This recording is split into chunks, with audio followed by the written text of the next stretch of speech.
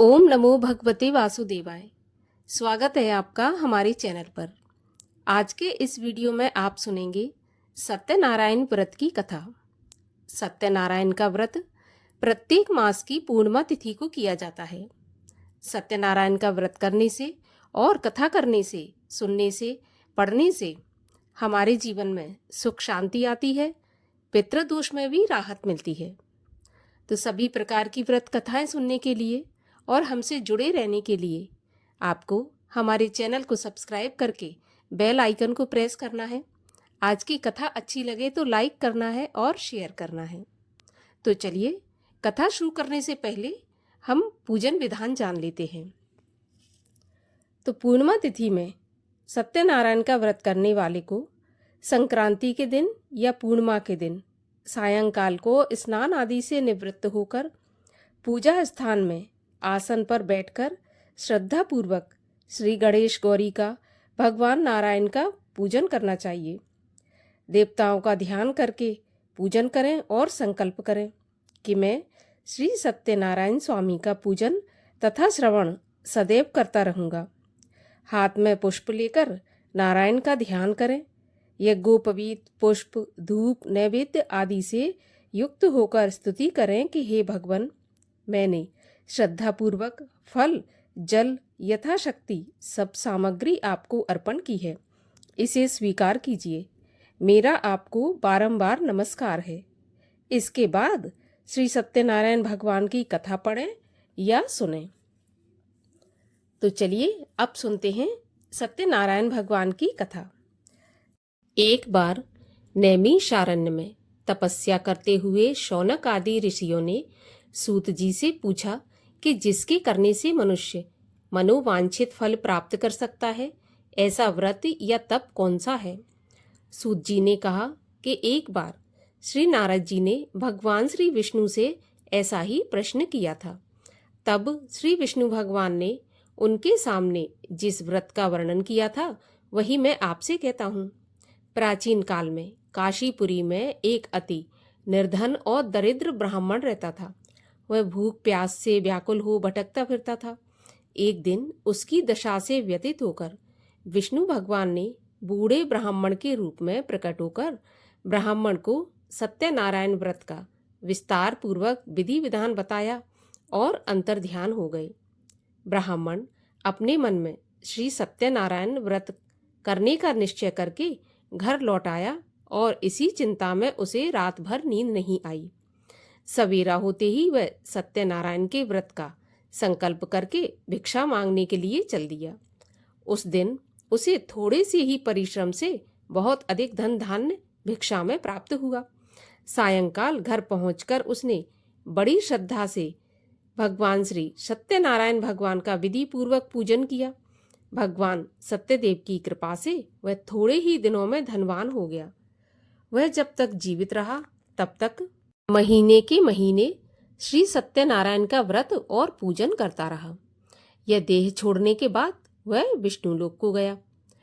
सूत जी पुनः बोले कि एक दिन वह ब्राह्मण अपने बंधु बांधवों के साथ बैठे ध्यान मग्न हो श्री सत्यदेव की कथा सुन रहे थे। तभी भूख प्यास से व्याकुल एक लकड़हारा वहां जा पहुंचा। वह भी भूख प्यास भूलकर कथा सुनने बैठ गया। कथा की समाप्ति पर उसने प्रसाद ग्रहण किया और जल पिया। फिर उसने ब्राह्मण से इस व्रत के बारे में पूछा तो उसने बताया कि सत्यनारायण जी का व्रत है जो मनवांछित फल देने वाला है। पहले मैं बहुत ही गरीब दरिद्र था। इस व्रत के प्रभाव से ही मुझे यह सब वैभव प्राप्त हुआ है। यह सुनकर लकड़हारा बहुत प्रसन्न हुआ और मन ही मन सत्यनारायण के व्रत और पूजन का निश्चय करता हुआ लकड़ी बेचने के लिए बाजार की ओर चल दिया। उस दिन लकड़हारे को लकड़ियों का दुगना दाम मिला। उन्हीं पैसों से उसने केले, दूध, दही आदि पूजन की तमाम सामग्री खरीद ली और घर चला गया। घर पहुंचकर उसने अपने कुटुंबियों और पड़ोसियों को बुलाकर विधि पूर्वक सत्यनारायण भगवान का पूजन किया। भगवान सत्यनारायण की कृपा से वह थोड़े ही दिनों में संपन्न हो गया। सूत जी ने फिर कहा कि प्राचीन काल में उल्का मुख नाम का एक राजा था और उसकी रानी दोनों बड़े ही धर्मनिष्ठ थे। एक समय राजा रानी भद्रशीला नदी के किनारे श्री सत्यनारायण की कथा सुन रहे थे कि एक बनियावी वहां आ पहुंचा। उसने रत्नों से भरी अपनी नौका को एक किनारे से लगा दिया और स्वयं पूजा की जगह पर गया। वहां का चमत्कार देख उसने राजा से इसके बारे में पूछा। राजा ने बताया कि हम विष्णु भगवान का पूजन कर रहे हैं। यह व्रत सभी मनोकामनाएं पूर्ण करने वाला है। राजा के वचन सुन और प्रसाद पाकर बनिया अपने घर चला आया। घर पहुंचकर उसने अपनी पत्नी से इस व्रत का सारा वृत्तांत कहा और संकल्प किया कि मैं भी संतान होने पर यह व्रत करूंगा। उसकी पत्नी का नाम लीलावती था। सत्यदेव की कृपा से वह कुछ ही दिनों बाद गर्भवती हो गई और 10 महीने पूरे होने पर उसके एक कन्या उत्पन्न हुई। कन्या का नाम कलावती रखा और वह चंद्रमा की कलाओं के समान नित्य प्रति बढ़ने लगी। एक दिन अवसर पाकर लीलावती ने अपने पति को सत्यदेव का व्रत करने की याद दिलाई तो उसने कहा कि मैं यह कन्या के विवाह के समय करूंगा। यह कहकर बनिया अपने कारोबार में लग गया। जब कन्या विवाह के योग्य हो गई तो उसने दूतों के द्वारा खोज कराकर कंचनपुर नगर के एक बनिए के सुंदर, सुशील और गुणवान बालक के साथ विवाह कर दिया।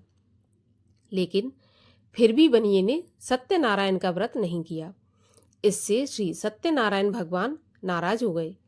कुछ दिनों के बाद बनिया अपने दामाद को लेकर समुद्र के किनारे रत्नसारपुर में व्यापार करने लगा। एक दिन रत्नसारपुर के राजा चंद्रकेतु के खजाने से चोरों ने बहुत सा धन चुरा लिया। राजा के सिपाही चोरों का पीछा कर रहे थे। चोरों ने जब देखा कि सिपाहियों से बचना कठिन है तो उन्होंने राजकोष से चुराए हुए तमाम धन को एक जगह फेंक दिया और स्वयं भाग गए। वहीं पर बनिए का डेरा था। सिपाही चोरों को ढूंढते हुए उसी जगह पहुंच गए और उन्होंने दोनों बनियों को चोर समझकर पकड़ लिया। राजा ने दोनों बनियों को जेल में डालने का आदेश दिया और उनका धन कोष में जमा करा दिया। श्री सत्यदेव के कोप से लीलावती और कलावती भी बड़े दुख के दिन काट रही थी। एक दिन कलावती भूख प्यास से बहुत व्याकुल होकर एक मंदिर में चली गई। वहां पर श्री सत्यनारायण भगवान की कथा हो रही थी। वहीं बैठकर उसने कथा सुनी। प्रसाद लेकर रात होने पर घर पहुंची। जब माँ ने पूछा कि देर क्यों हुई तो उसने सत्यनारायण व्रत की सारी कथा सुना दी। उसकी बात सुनकर लीलावती को अपने पति की भूली बात याद आई और उसने श्री सत्यदेव के व्रत का निश्चय किया। उसने अपने बंधु बांधवों को बुलाकर श्रद्धापूर्वक कथा सुनी और विनम्र भाव से प्रार्थना की कि मेरे पति ने संकल्प करके जो आपका व्रत नहीं किया उसी से आप अप्रसन्न हुए थे। अब आप कृपा करके उनका अपराध क्षमा करें। लीलावती की प्रार्थना से श्री सत्यदेव प्रसन्न हो गए। उसी रात्रि में श्री सत्यदेव ने राजा चंद्रकेतु को स्वप्न में दर्शन देकर कहा कि प्रातःकाल होते ही दोनों बनियों को जेल से छोड़ दो और उनका सारा धन उन्हें लौटा दो, वरना पुत्र पौत्र समेत तुम्हारा सारा राज्य नष्ट हो जाएगा। इतना कहकर सत्यदेव तो अंतर्ध्यान हो गए और राजा ने भी सवेरा होते ही दोनों बनियों को मुक्ति का आदेश दिया और साथ ही उनका धन उन्हें लौटा दिया और बहुत सम्मानपूर्वक उन्हें विदा किया। दोनों बनिए आनंदित हो अपनी नौका लेकर घर की ओर चल पड़े। तभी श्री सत्यनारायण भगवान सन्यासी के वेश में उनके पास आए और बोले कि तुम्हारी नौका में क्या है। बनिए ने हंसते हुए उत्तर दिया कि नौका में लता पत्रों के सिवाय और कुछ भी नहीं है। यह सुनकर दंडी स्वामी ने कहा कि तुम्हारा वचन सत्य हो। स्वामी के चले जाने पर बनिए ने देखा कि नौका हल्की होकर ऊपर उठ रही है। उसे बड़ा कौतूहल हुआ और उसने देखा कि बेहोश होकर गिर पड़ा। किंतु दामाद ने कहा कि इस प्रकार घबराने से काम नहीं चलेगा। यह सब उन्हीं स्वामी की करामात है। चलकर उनसे प्रार्थना की जाए तो फिर वैसा ही हो जाएगा। दामाद की बात मानकर बनिया स्वामी के पास पहुंचकर उनके चरणों में गिर पड़ा और बार बार उनसे क्षमा मांगने लगा। उनकी विनीत प्रार्थना से भगवान ने प्रसन्न होकर उन्हें इच्छित वरदान दिया और स्वयं उसी जगह अंतर्ध्यान हो गए। बनियों ने नाव के पास जाकर देखा तो वह धन रत्नों से भरपूर थी। तब उन्होंने वहीं श्री सत्यदेव का पूजन किया, कथा सुनी, फिर घर की ओर चल दिए। अपने नगर के समीप पहुंचकर बनिए ने लीलावती के पास अपने आने का समाचार भेजा। लीलावती उस समय श्री सत्यनारायण की कथा सुन रही थी। उसने अपनी पुत्री कलावती से कहा कि तुम्हारे पति और पिता आ गए हैं, मैं उनके स्वागत के लिए चलती हूँ, तुम भी प्रसाद लेकर शीघ्र ही नदी के तट पर पहुंच जाना। कलावती प्रसन्नता के कारण इतनी विमुग्ध हो गई कि वह कथा का प्रसाद लेना ही भूल गई और तुरंत ही नदी के तट की ओर दौड़ पड़ी। वह ज्यों ही नदी के किनारे पहुंची त्यों ही उसके पति समेत नौका जल में डूब गई। यह देखकर बनिया हाहाकार करके छाती पीटने लगा। लीलावती भी दामाद के शोक में विलाप करने लगी और कलावती अपने पति के खड़ाऊ लेकर सती होने को उद्यत हुई। तभी आकाशवाणी हुई कि हे बनिए, तेरी कन्या सत्यनारायण के प्रसाद का निरादर करके पति से मिलने के लिए आतुर होकर दौड़ी आई है। यदि वह प्रसाद लेकर फिर आए तो उसका पति जी उठेगा। यह सुनकर कलावती घर की ओर दौड़ गई और श्री सत्यदेव का प्रसाद लेकर नदी के किनारे आई तो क्या देखती है कि उसके पति समेत नौका जल के ऊपर तैर रही है। यह देखकर बनिया भी प्रसन्न हो गया और अपने घर पहुंच गया। वह जब तक जीवित रहा तब तक श्री सत्यदेव का व्रत करता रहा और श्रद्धा पूर्वक कथा भी सुनता रहा। तो बोलिए सत्यनारायण भगवान की जय, सत्यदेव भगवान की जय। सत्यनारायण भगवान की आरती। ओम जय लक्ष्मी रमणा स्वामी, जय लक्ष्मी रमणा।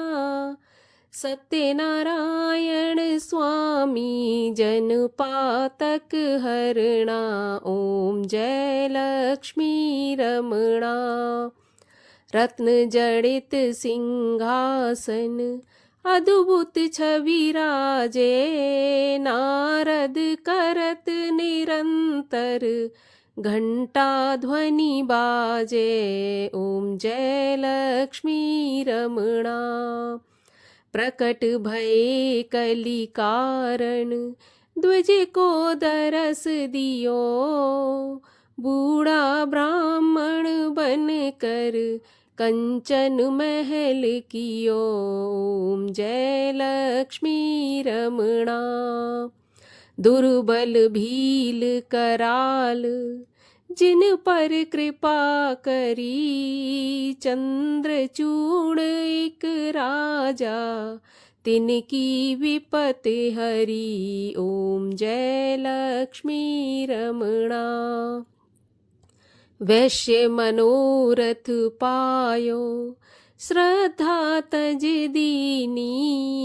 सो फल भोग्यो प्रभु जी फिर अस्तुति कीनी। ओम जय लक्ष्मी रमणा। भाव भक्ति के कारण छिन छिन रूप धर्यो। श्रद्धा धारण कीनी जन को काज सर्यो। ओम जय लक्ष्मी रमणा। ग्वाल बाल संग राजा मन में भक्ति करी। मन वांछित फल दीनो दीन दयाल हरि। ओम जय लक्ष्मी रमणा। चढ़त प्रसाद सवायो कदली फल मेवा। धूप दीप तुलसी से राजी सत्य देवा। ओम जय लक्ष्मी रमणा।